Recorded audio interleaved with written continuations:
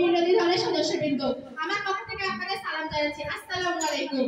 আজকে বিতর্কের বিষয় নির্ধারণ করা হয়েছে জলবায়ু পরিবর্তনের বিরূপ প্রভাব মোকাবেলায় কেবল আন্তর্জাতিক উদ্যোগ নয়, স্থানীয় উদ্যোগও আবশ্যক। পক্ষে বলছি ধন্যবাদ মাননীয় মডারেটর, আমাকে পক্ষ দলের দলনেতা হিসেবে বক্তব্য দেওয়ার সুযোগ দানের জন্য।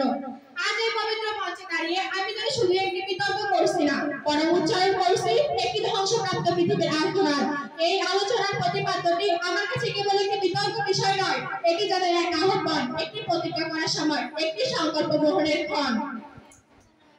মাননীয় মডারেটর, আমার বলার বিষয় সোজা সাপটা। পৃথিবী আজ ক্লান্ত, বাতাস আজ বিষাক্ত, মাটি দগ্ধ, পানি বিষে ভরা, আর আকাশ যেন নিঃশ্বাস নিতে পারছে না।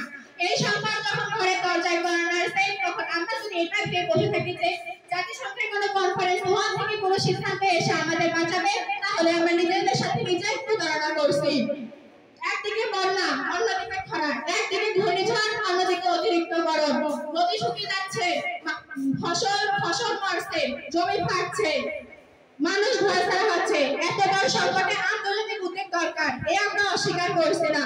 কিন্তু শুধু আন্তর্জাতিক চুক্তি, বিদেশি ফান্ড আর কাগজে লেখা প্রতিশ্রুতি দিয়ে কি তিস্তার পানি ফিরবে?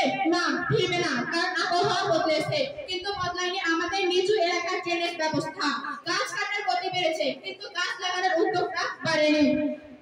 আমরা অপেক্ষা করছি বিদেশি সাহায্যের, কিন্তু নিচের উঠোনে পানি জমে ছোট ভাইটা পড়ে আছে জ্বর নিয়ে। মাননীয় মডারেটর, সাতক্ষীরার এক বৃদ্ধ কৃষক আক্ষেপ করে বলেছিলেন, আগে বছর 2 বার ধান হতো, এখন একবার হয় তা পানিতেই ডুবে যায়। মন্ত্রী আসার ছবি তুলে চলে যান, কিন্তু আমার ধান আর ফেরে না।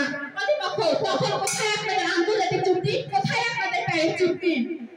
মাননীয় স্পিকার, গত জুন মাস 2015 দৈনিক সমকাল পত্রিকা একটি সংবাদ এমন ছিল যে কক্সবাজারের প্রত্যন্ত অঞ্চলে একজন মেধাবী শিক্ষার্থীর মসজিদের ঘরে জলোচ্ছ্বাসে পানি ঢুকে তার বই ফেলা ভাসিয়ে নেওয়ার পাশাপাশি তার বাসস্থানটুকু ভাসিয়ে নেয় সমুদ্রে।